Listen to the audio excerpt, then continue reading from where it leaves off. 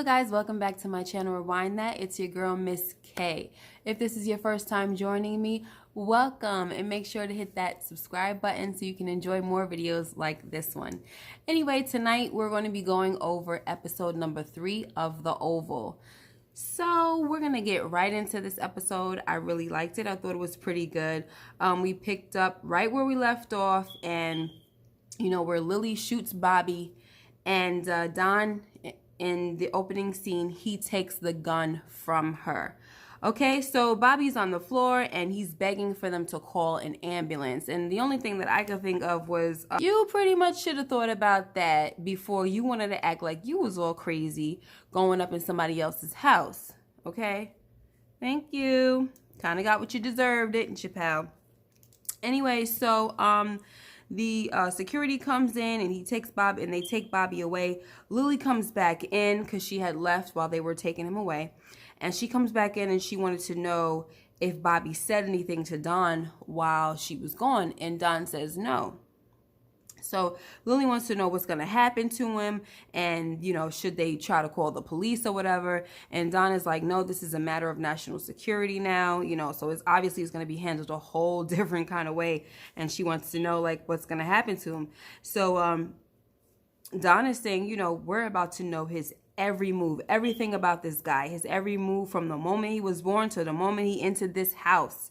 Okay, and I'm thinking, well, what type of trouble does that spell for Lillie? Okay, because if they go over his every move, are they going to run into any kind of cameras at the airport? Are they going to see her and Bobby going into the bathroom together? Like, I don't know if that's something that Lillie's going to want now. Okay, so next we got President Hunter sneaking out of his bedroom. First we see, looks like somebody from the White House is bringing this woman into the White House, right? Then you get President Hunter sneaking out of his bedroom, and he goes into the office to meet with his mistress, Mary. That's what it sounded like they called her. Okay, it sounded like they called her Mary to me, and I'm going to get back to that later on because I do have something to say about the name one of the security guys called her, okay? So anyway, because that was cleared up in the end. So anyway, only thing about that is Victoria, the wife, she wasn't actually sleeping and she saw Hunter go sneaking out of his room. All right.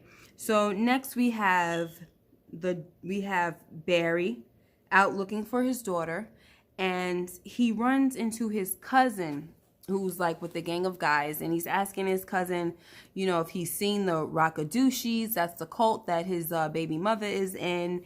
And his cousin is like, you don't want it with those guys. You shouldn't be out here looking for those guys on your own. The Rockadoochies, they are killers, and Barry is like, that's even more of a reason why I need to find my daughter. And so his cousin tells Barry where to find the Rockadoochies. He says they're over there by Rocky or whatever, on Rocky or something like that. And Barry says, well, let me hold something. And the cousin says, no, you're not that type of guy. You're a good guy. And so the gang is all laughing at him and everything. And so while they're laughing, Barry sucker punches one of them and takes his gun. So the whole crew has their guns out, and they're pointing their guns at Barry. And the cousin is like, y'all need to chill. Like, this is my cousin, all right? Everybody put the guns away. And then, Barry is like, listen, y'all are not going to shoot me or whatever. And I guess if you was going to shoot me, you would have. But I'm keeping this gun. And so the cousin says, you know what? That gun has heat on it, so you better not get caught. All right. So anyway, now we got Victoria. In another scene, she's going into the kitchen where her and her daughter exchange insults, and they're telling each other to go to hell and all that other stuff. It's just a really bad relationship that they have, and I would really like for them to eventually go deeper. I know we're very early in the season. I really like to find out why this mother and daughter have such a bad relationship. You know what I mean? There's like really no type of motherly, nurturing love or nothing like that. It's very cold. The daughter is very rude. For me, it would be interesting for them to let us see kind of like where all of this hate comes from. You know what I mean? Like, this is your child. But anyway, maybe the daughter is just something else and she's always been something else, and the mother has always known that. I don't know. Anyway, so they're exchanging insults. They're telling each other to go to hell, and then Gail tells her mother, before you go to hell, you might want to go into the Oval, because I seen them bringing somebody in the White House that you know. So, of course, Victoria's like on her way out to go to the Oval to see what's going on. I thought that since she woke up, right, and she saw, well, she kind of like had her eyes open, and she saw her husband sneaking out of the room, I thought that would have been the first place that she would have looked, you know what I'm saying? But instead, she was in the kitchen with the daughter. So I'm just like, I was a little weird. Like, that's the first place you gonna go? Like, was you going in the kitchen to get something to eat or what? I mean, you know your husband was up to no good. Why was the kitchen the first place that you went to? So anyway, as Mama's going, Miss Victoria, she's going to confront her husband. We'll get back to that. But we see Gail, she's on the phone. She calls Picky. And that's her little gangster boyfriend that the mother was talking about, I think, in the first episode. And we find out that Picky, he turns out to be Barry's cousin that we just saw. And anyway, so she's telling him, you know, I want to see you. You haven't called, all this stuff. And he's like, I don't want no parts of that. Like, you up in the White House now? Like, I want no parts of that. Eventually, he gets to telling Gail that his uncle, plus his uncle works in the White House, and his uncle doesn't like him and all this stuff. And she's like, well, what's your uncle's name? Who is he? And he tells her that it's Richard, the butler. He's married to my mother's sister. And so then he says, where are you calling me from? What number are you calling me from? And she says, I'm calling you from the kitchen. And he said, he just hung up like with the quickness. And it's clear that she has no street smarts or anything like that to be dealing with a man like this, because she wouldn't be making these type of phone calls, you know what I'm saying, that could be tracked and traced and all that kind of stuff. But anyway, so next we got Victoria. Finally, we have Victoria, who tries to confront her husband at the Oval, but you got the Secret Service guy. He's in the way. He's not letting her pass. She loses it and attacks him, winds up hurting her hand because he was kind of like blocking her hits and all that stuff. And then she goes, she kind of starts crying a little, and she tells him, this man is always humiliating me, and all I do, and everybody else does is cover for him. Next, we have Bobby being tortured for info, but he won't say anything. So Kyle, the Secret Service that works for Don, he tells the other Secret Service guy, whose name is Jerry, to basically break Bobby. And Jerry tells him, look, I don't think we'll be able to break him. He's got military tats and he's a ranger. So they go through this whole, conversation, and I don't really know what Kyle's angle is, with this whole thing, wanting to break Bobby and get this information or whatever it is, but it seems like he has his own agenda with this whole thing. All right. So now, next we got Lillie waking up from a nightmare, and she wants to know if Bobby is okay. She also asks Don if she can see him.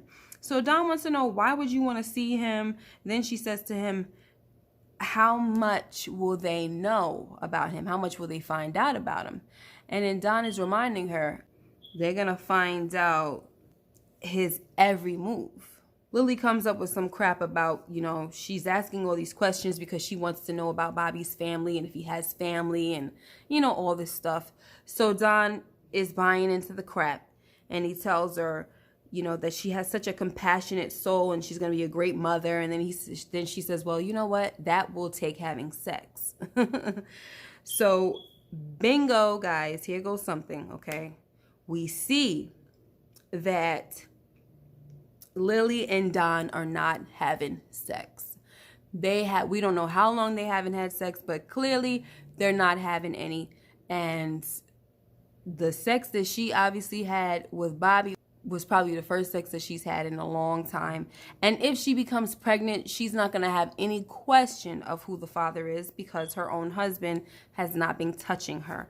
And I am telling you guys that I believe she's going to be pregnant because of what Bobby said last week about, you know, releasing inside of her. Next, we have Picky showing up at Richard's house, the butler, to let him know that Barry is out looking for the cult and that he sent Barry to the wrong address. So that whole, oh, they be over there on Rocky, that was the wrong address. And I mean, in a way, that was a protective move that he did for his cousin. You know what I'm saying? Like, he's trying to look out for, he says these people are killers.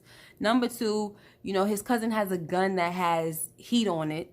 You know, normally if it's got heat on it, it probably has a body on it, right? And he's saying he's a good guy. You know, his cousin is a Picky's like, you know, you're a good guy. You don't need this type of stuff. All right, so he sent him to the wrong address. What do you guys think about that? About Picky sending Barry to the wrong address? Do you think that was a protective move? Do you think that was a good move? Or do you think he should have just been honest because the man's trying to find his daughter? You know? Who knows? All right, so in this scene, we could clearly see that Richard does not like Picky at all, like he told Gail. All right, so anyway, Picky also tells Richard that Barry has a gun, okay? And so Richard leaves the house to go looking for his son. Next, we have Lillie asking Kyle about where they took Bobby. See, once again, she just wants to know where Bobby is. It's actually a little bit annoying. Like, I'm wondering, does she have feelings for the guy, or is she more afraid of them pumping him for information? You know what I'm saying? So anyway, but to me, she seems a little too concerned about his welfare more than herself getting caught. Like, it's kind of like, it seems like both, but the way she's asking about him seems like she's concerned about his welfare.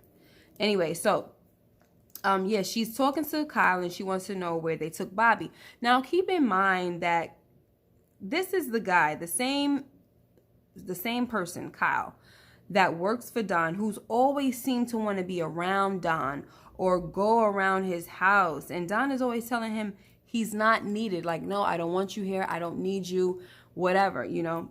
Anyway, we're going to talk about that later. So anyway, Kyle tells Lillie that wherever Bobby was taken is top secret and that whatever she needs to say can be told to him. And of course, she has a guilty conscience. So she's all jumpy about what he means by that and everything. And she's telling him, oh, I don't like your line of questioning and this and that. And he's like, you know, I apologize. And then so she walks away and she goes upstairs to go back to bed. So the next scene, we have Gail in all her disgustingness being rude to Priscilla, okay? So she's telling Priscilla, oh, I can have you fired, and then what are you going to do? Just go back on welfare? Like, this little girl is really something else. And, just one of those people that really look down on people that she feels are less than. But yet, you're messing with a drug dealer. So, what are you talking about? Anyway, girl. So, Gail wants to know how to get a private line, and the maid tells her she can ask the Secret Service for something. We didn't get a chance to hear, not the maid, I'm sorry. We didn't get a chance to hear what Priscilla was telling her because Gail says, shut up, I didn't ask you. And then she goes and tells Priscilla, I want something to eat. And then she says, I hope that I don't get as fat as you from eating your food. And I'm just thinking to myself, I'm just looking at the screen like, this girl ain't nowhere near fat. What is she talking about? So here we go with that. All right, so Gail, she's, in my mind, right, when I look at her, I'm like, she's one of those type of people that, like, for real, in real life, if you were in a profession and you had someone like that talking to you like that, it would really take loads of self-control not to, A, spaz on them and curse them out or whatever, or B, put your hands on them. Those are the tests that come, like, with your job. When you get people like that, those are the real tests. You know what I'm saying? The challenges of the job of working with people, because you could get all types of nasty people that can almost cost you your job depending on your reaction to them.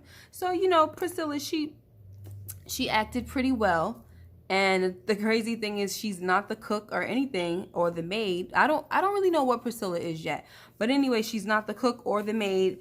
And so Gail leaves and the actual maid comes in, and Priscilla tells her, I am going to poison that stupid little bee. Okay? So you can tell that Priscilla really was trying to maintain her composure with this whole thing. Now we have Hunter and his mistress finishing up, and the Secret Service that's outside named Max, he comes in and he lets Hunter know that Victoria came down to the office and she wanted to come in. And Hunter says, well, I hope you knocked her on her behind. My wife likes to be slapped and kicked around, you know, and maybe you should take her off my hands. And Max wasn't really here for that. He's like, no, sir, like I just want to do my job, you know. Anyway, so Hunter goes on to say to Max that Denise has a twin sister. Now, this was a little weird because in the beginning, I could have sworn I heard somebody call her Mary, right? But now we see that her name is Denise. Maybe that was some type of disguise name or something like that they were using for her. Okay, but her name is Denise, and he says she has a twin sister. And I was wondering, I'm like, yo, I knew she looked familiar. That's Ruth's twin sister. I'm like, this lady's face looks so familiar. Like, where the heck is she from? Like, I've seen her. And so basically that's Ruth, okay? I mean, it's not Ruth, that's her twin sister. And I told you guys that this lady, Ruth's crazy Ruth, her twin was gonna pop up some way, somehow. All right, so we're probably gonna, obviously we're gonna see more of her. So then Hunter goes back to his room, and Victoria's waiting up, and she wants to know, what chick is it this time? Who is it this time, you know? And all Hunter could say is, go to bed. And she's like, no, I asked you a question. And he said, and I said, go to bed. And, you know, right there, you know, that type of disrespect and disregard for your spouse, like you think you can do whatever you want to do, and then you have the nerve not to want to answer any questions, that type of stuff can drive someone to do crazy things. And we see that when he tried to go take a shower, because she was already prepared. See, she's been dealing with the disrespect, so she was already ready for the answer. So he goes into the shower and he steps on some glass or something, and his feet get all cut up and everything. I'm like, good for you, good for you, good for you. Exactly what he deserves. So anyway, so of course Victoria, she's all smiles. And then she tells Hunter that she knows who the girl is and she'll be paying her a visit. And he said, no, you won't. Those days are over for you because you got 24-hour Secret Service detail. Okay, but anyway, that still didn't stop her from smiling and grinning and just having a good night's sleep, it looks like. Looked like she was pretty satisfied with the outcome. Okay, so next we have Dawn asking Lillie who she was talking to downstairs. Remember, she was talking to Kyle. And she tells him it was Kyle. And Dawn says very adamantly that Kyle is not supposed to be there. And so he goes downstairs and he confronts Kyle, and he's like, what are you doing here? Like, Donovan is supposed to be here. And Kyle is like, I sent Donovan home. And he's like, you are my #1 priority and all that stuff. And Don's like, you do know that I'm your superior, right? I'm your superior. So that means if I tell you, basically this is me paraphrasing. So if I tell you to go, then you shouldn't be here. And so, you know, still, Kyle is relentless. And he's like, you're my priority, this and that. And he starts getting all weird. And I think he tries to touch Don's hand, and then he goes and he tries to touch his head, his face, or the side of his head or something, and Don slaps his hand down. And I said, ooh, I see what's going on. So anyway, Don says, go wait outside, go outside. And at the top of the steps, Lily's over there trying to be nosy. So anyway, guys, obviously I figured it out. I think I figured it out. This has to be what it is, all right? That Kyle and Don, they had something going on before, right? And Don does not want it to get out. which is why he keeps telling Kyle, I don't want you over here by my home. I don't want you, you know, he doesn't want Kyle to be so close up on him as his security or whatever, you know, whatever he is, as his top secret service agent or whatever, right? And which is also the reason why him and his wife aren't having sex, because he prefers the company of men. So clearly it seems, okay, this is just my guess and I believe that I'm right, he is gay, right? He's in the closet and he hasn't told his wife or anything, and he doesn't want it to get out for some reason. Okay, so next we have the president's son coming into his room and he finds the maid cleaning his room. Finally, I find out that his name is Jason. I don't remember them ever saying his name before this. So his name is Jason, and like I said in my last video, he's weird. All right, so he wants the maid to take him to the staff quarters where the staff lives. And the maid is like, okay, but I gotta check first. And he's like, no, I told you I want you to take me. You asked me if I need anything, and that's what I want. I want you to take me to the staff quarters, headquarters or whatever. And she said, okay, but please let me go check. All right. I'm telling you, these kids are really weird, and obviously he might not be as rude as his sister, but obviously you could see that he's ready to pull that little power card whenever he needs to. Okay, we're going to have to watch him because I don't trust him. And I almost thought that he was about to rape her, because I'm telling you, the boy is weird. And like I said, I saw him at the inauguration, at the ball. He was like, got up behind this lady and he was a little inappropriate with it. So I don't trust him at all. All right, so next, no, actually, I'm gonna skip over the scene that they had with Nancy and Sharon. They were talking, and you know, talking about, you know, Barry and the mean thing that he said to her when he found out that Callie was gone. So I'm not gonna get into that, but I'm gonna go into Barry and Richard instead, who were sitting in the truck, right? And Richard's telling Barry that he knows that he wants to protect his daughter. He knows how that feels, especially when he was born, and he knows the feeling of wanting to protect your family, but he can't let him do this, you know. He's not a killer, he's a good guy, and all this stuff. And of course, Barry tells him like he wants to kill the man that they call the highest. And Richard says, give me the gun. Like, you know, you're not doing this, give me the gun. So he goes after the gun and he tries to take it from Barry. And what do you know? They start tussling over the gun. And as always, okay, as predictable as always, when two characters start fighting over a gun, obviously it goes off and one of them gets shot. It's so predictable. It's been happening for years and years. And so we'll just have to wait till next week to see who gets shot. Anyway, so that was my review, guys, for tonight, whatever it is. And I'm really liking this show so far. I really am. I'm enjoying it. Let me know what you guys think. Are you liking the show? Do you have any thoughts? Do you agree with me that Don and Kyle have something going on?